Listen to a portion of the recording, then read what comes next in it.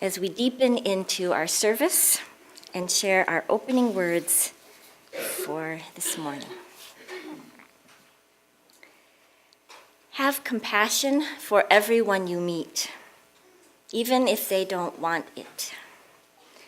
What seems conceit, bad manners, or cynicism is always a sign of things no ears have heard, no eyes have seen. You do not know what wars are going on down there where the spirit meets the bone. And Luke is part of the Integral Heart family in Guatemala, which is a place where people who have been orphaned can live into all kinds of opportunities and transformation, and where in fact Luke has as well. I have a ritual in the morning that I like because I like tea, where I'll drink some tea and I'll read poetry. Typically, Rumi is in the top hits of this poetry. And this morning, there was some line about staying bewildered in God, staying just in awe, like confused, what is happening, how is this happening?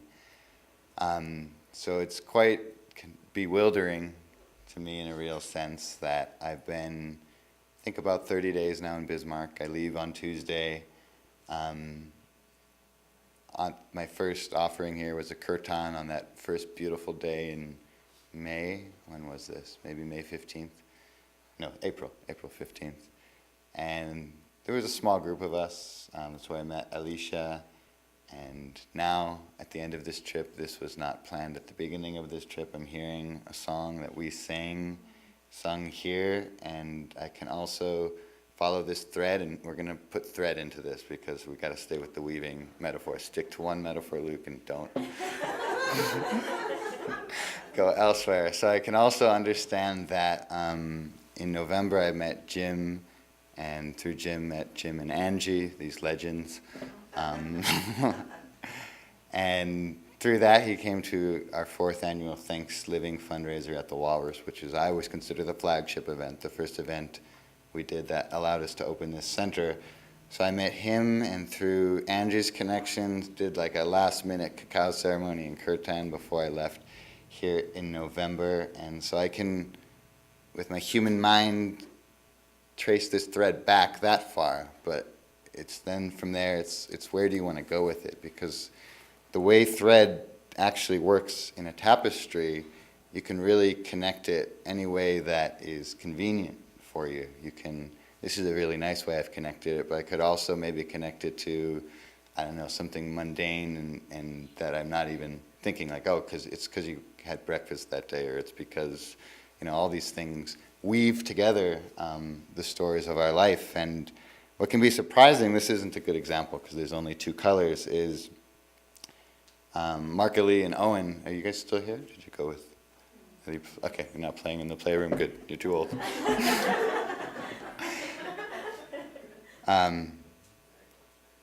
Things make a lot more sense in hindsight than in the moment of time when they first come.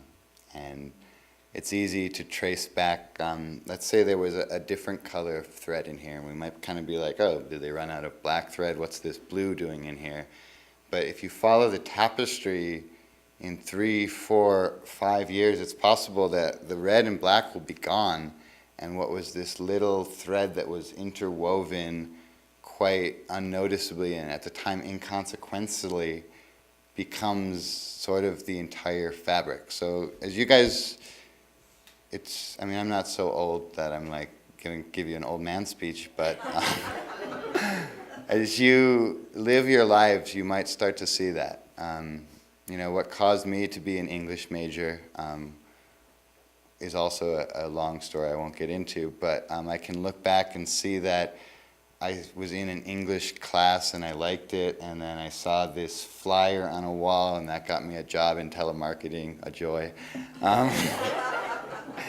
And I can see how that job got my brother a job at the place, and he was promoted, and that took him to Wisconsin. So we can trace our life's history back by this thing of weaving and thread. And so, using this metaphor, I've been really invited to, normally I'm really heavy with the charity and the children and why I need people to join me in that support, because it's not something I can do on my own, and my own life story has to be sort of an inconvenient detail in there, because people will have this notion, well, who are you to be, saying all this, and then you have to justify yourself a little bit. And I always like this line from Hafiz in the same Sufi poetry tradition, that aren't all words just a useless defense against the crumbling fortress.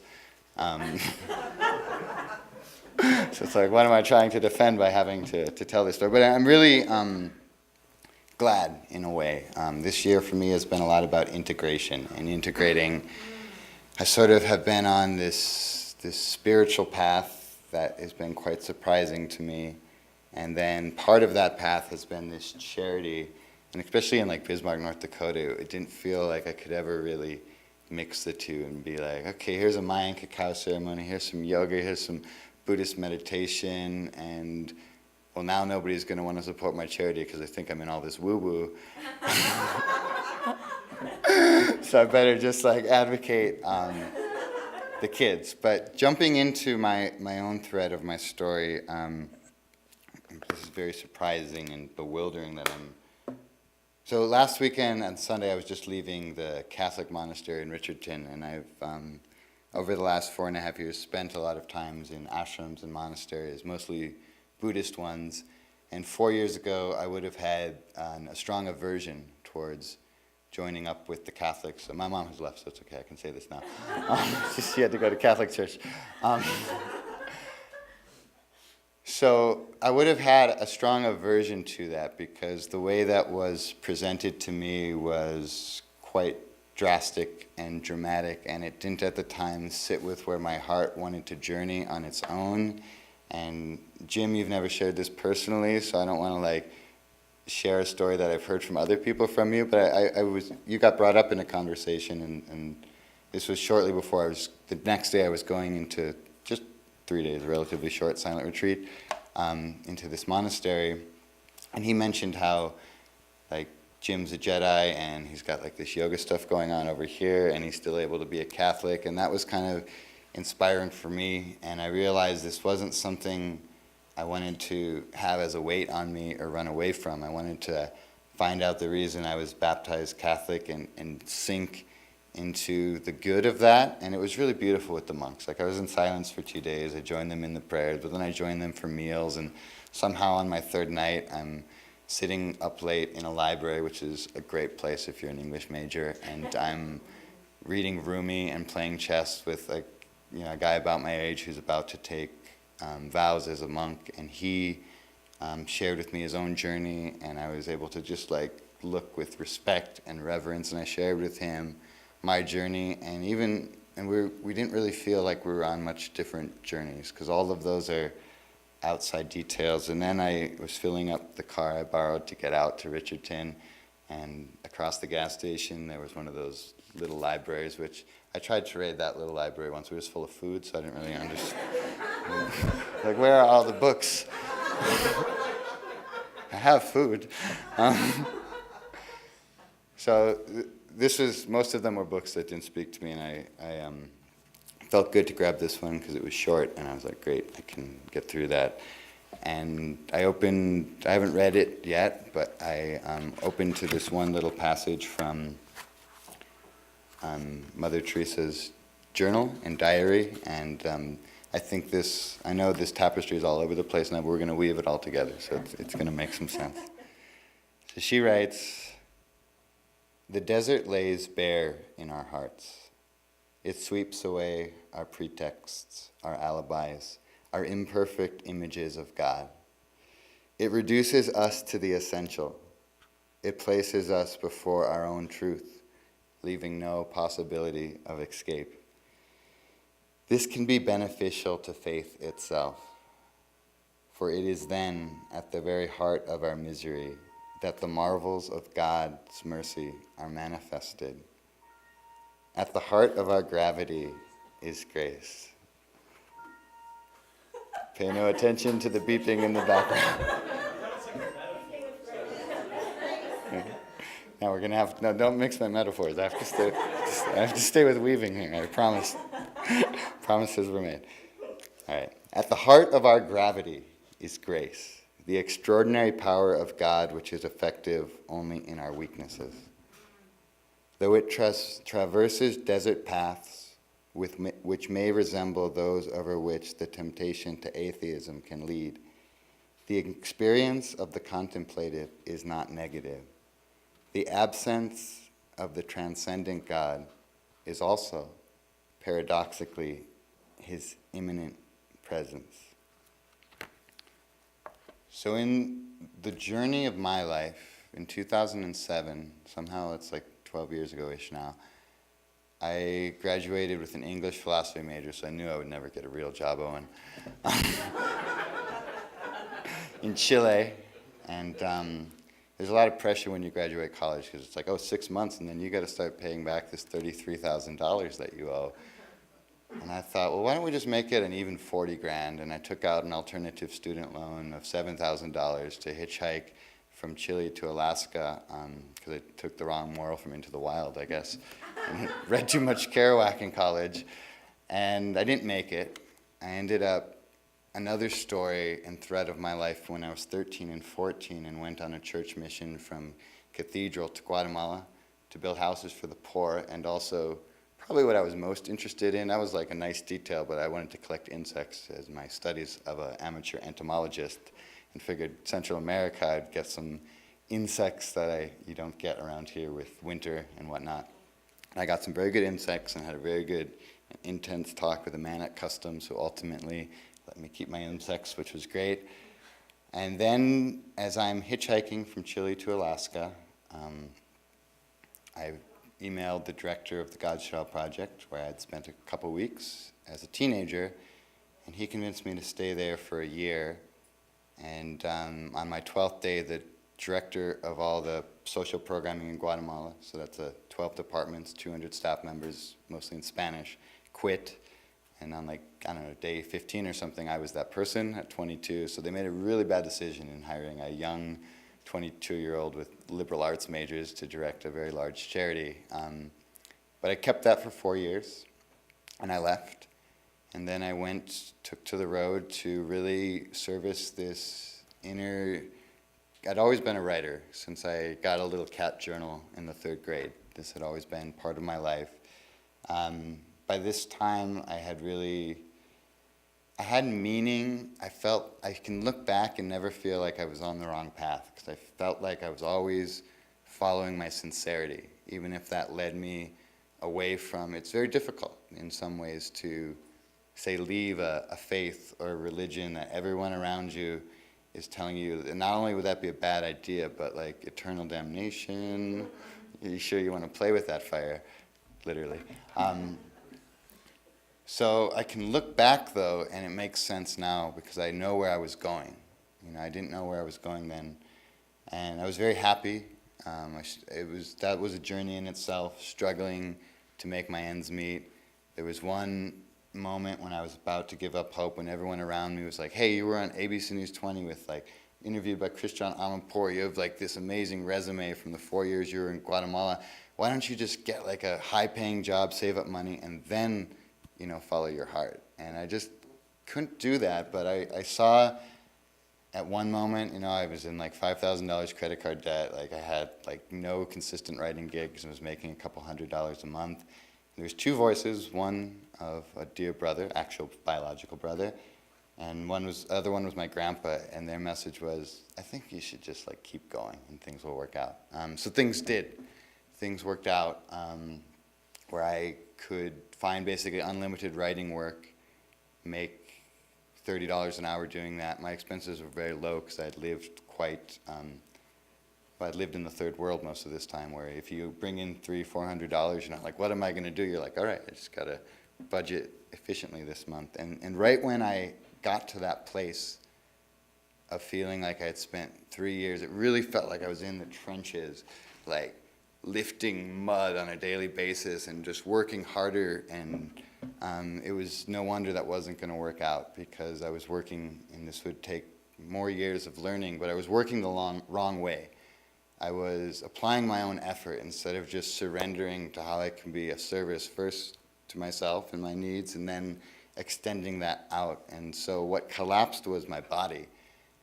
I was the type of guy who would spend 3 hours a day playing a guitar, 4 hours a day writing like this, another 5 hours a day typing like this, sourcing my center by running 15 miles up a mountain, and then maybe have a gig in a bar later that night and be able to play guitar again, and then maybe people want to have a jam session afterwards. And so I had this intensity and this enthusiasm that my body didn't know how to carry, and it carried it to the point that I had a neck injury which took everything that up until that point in life I felt had been what I was seeking.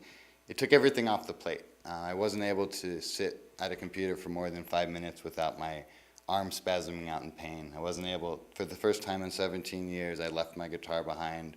I wasn't able to even find the solace of reading a book because this position would lead to extreme pain in my neck. I also didn't realize how my just concentrating on something would cause me to tense a jaw muscle, which was then triggering an acute situation. So that brought me to this desert of my soul. It brought me to just this place of sort of misery, because everything, I felt like I had gotten it. I had gotten to the top of the mountain, and then through this very strange, like, emergent injury of a pain in the neck, something so simple, nobody could solve. And I went to the right doctors, the people with the right medical degrees, and I guess one doctor looked at my MRI and said, "This is the MRI of a 65-year-old man who's had a very tough life." So they'd say, like, "What accident were you in?" And I couldn't really place it. Then I realized, oh, there could have been a time I went over a motorcycle handlebar 4 years ago. So there were certain things, but the point of all this is it all led me to a silent meditation retreat in a Buddhist monastery in Thailand. So in looking at the story of my life as a weaving, as a thread, this is where one thread really disappears into, and it's an ending of a certain story, and it's the beginning of a certain new story. Walking out of that monastery, I was sure I was going to see this woman who I had made the mistake of falling in love at first sight a year ago when I met her in Australia, and no idea in the world where she was. I was just like convinced. I was very troubled in well, I wasn't really troubled, but I was in a centered place that I didn't even know a human being could get this centered and grounded after those 10 days. And then I just kept having this thought that I was going to see this person, and it's like I kind of got over it, that it wasn't going to work out in a relationship.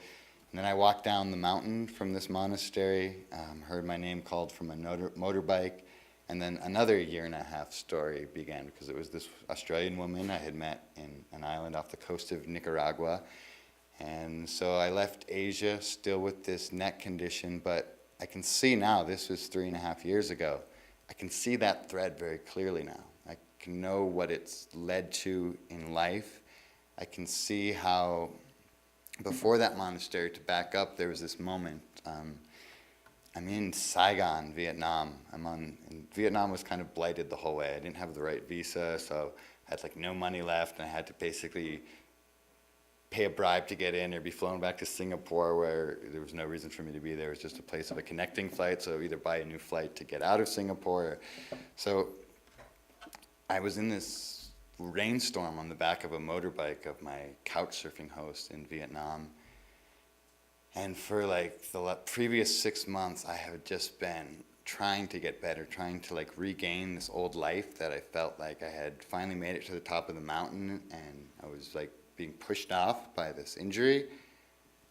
And that was a moment I can look back and say I released and surrendered this idea of what I was supposed to do in the future, how I was supposed to lead it. And it was like, kind of like you imagine maybe your life flashing before your eyes. It was like the top 100 hits of my whole life flashed before me. And like, I'm holding on for dear life. There's 1,000 other motorcycles buzzing about me, rain's pouring down and just soaking me. And there's very few moments in my life when I can look back and remember feeling so much peace than on the back of this crazy motorbike, just kind of going through my life. And I remember the sentiment. The sentiment was, well, it's okay if your future doesn't really have any of the things that you dreamed about in the way that you did. It's okay if you can never put on a backpack and go hiking into the mountains anymore. It's okay if you can never play the guitar again. Look at how beautiful your life's been, and then just be open to the mystery of what it's going to be because you're not able to do those things. And that was like and it's not that I didn't sink back into despairs at different times of it, but just talking about that, like my heart goes to that place of surrender and serenity that I felt in that moment, and how beautiful it is to let go of everything we love, because eventually we're going to do that. Our loved ones are either going to let us go or we're going to let them go. Fast forward, I'm back in Bismarck, North Dakota. I've just turned 30 years old in Asia. I have used the last of my credit limit to fly back. I'm waiting tables at the pond, Lucky Ducks, which is very humbling at 30 years old. I'd wait on parents of kids I went to high school with and want to be like, this isn't all I've done with my life. But they just wanted sour cream, They didn't want my life story. So I'm back, and the reason I'm back is I had to go. I was the best man in my brother's wedding, so I figured I better be there. And I'm in a church in St. Paul, and it wasn't my time to practice being the best man, so I was just wandering, and I saw a plaque on the wall, and I was drawn to it, and it was a prayer for helping children in Guatemala, because the priest there, Stanis Roth, I think, he's a martyr in the Catholic Church now, and he had been from that parish, I think, so they had this prayer for the Guatemalan children, and right then my heart just filled up with wanting to be involved in the sort of work I was involved with before, because I had sort of already mourned the loss of what I was hoping to do with life. How I wanted to be a writer and a traveler and mix a musician in that. I had an idea that I was working towards. I had not a lot of people in my life from that dated a long time back, friends really get what I was doing or why I was doing it and living in this way. So I'm just feeling like I wanted to go back into something like that. And right then my phone buzzes in my pocket, and it's Mick Quinn. He'd been a volunteer of mine in a malnourished infant center I opened with the God's Child Project. And their program had been after-school programming for the majority of their existence, and also solar empowerment, so solar microfinance. And he said, based on the nature of the kids in our program, and I knew some of the kids, because I took some of those kids out of a garbage dump where they worked as slaves in 2010, and they ended up not being able to stay in the program they had gone from, and I was gone from Guatemala. And I contacted Mick, and he said, we're not the right program to take these kids on. And I said, well, you're the only program that might, so will you? So he took in those girls, those sisters, Maria and Carmen, and he contacted me to say they needed about $40,000 a year to make that education center a possibility. And he just happened to catch me at the right time for me to say, okay, I'll raise you the $40,000. You start getting what you need together to look at a place, figure it out. That was October 9th, 2015. On March 20th, 2016, the Integral Heart Family Education Center opened. Now, it's about $120,000 a year, so it's good to start small when you're telling, because I know I would have walked away from that number in the beginning. And what it provides for me in my life is this constant trust and faith. I don't really know, I do know, because I just told you at the beginning of this how I ended up talking before you today, but it's beautiful for me that these kids' needs in Guatemala is what I see as bringing me before you today. It's bringing things out of me, like sharing this story and the way I'm sharing it with you right now. It goes back to the kids in Guatemala. This is a gift I realize that they're giving to me right now in being able to do this. And so sometimes I get praised for what I do, like, oh, it's really great the work that you're doing and stuff like that. But I have a joke inside when I hear those things, because I see it's work that we're all doing. I see how so many things in my life have come together and how these kids really saved me from a chapter of darkness in my own life. And I was fortunate last summer to be in an audience led by the Dalai Lama over my 33rd birthday. And something that he said that I'd like to conclude this with is, it's when we don't have somebody to care for that we truly sink into our own personal misery. So I can see how that really has applied in my own life, that I was marching along where I thought I was supposed to be going, working very hard to get there, and every ounce of that shattered. And for months I tried to hold the broken pieces against myself and to put it all back together. So I see that life is this journey of death and rebirth within these single bodies that we have. And I see that, those deserts of our soul that Mother Teresa talks about. No, not a lot of people knew that as she was doing her work, she was having these deep moments of darkness where she just didn't understand where it was coming from, but she still carried her work, and in some ways that was her journey. So there's flyers back there. I'm in the States, open-ended, because I still have some numbers to make for the kids. I love just thinking about this space of fundraising.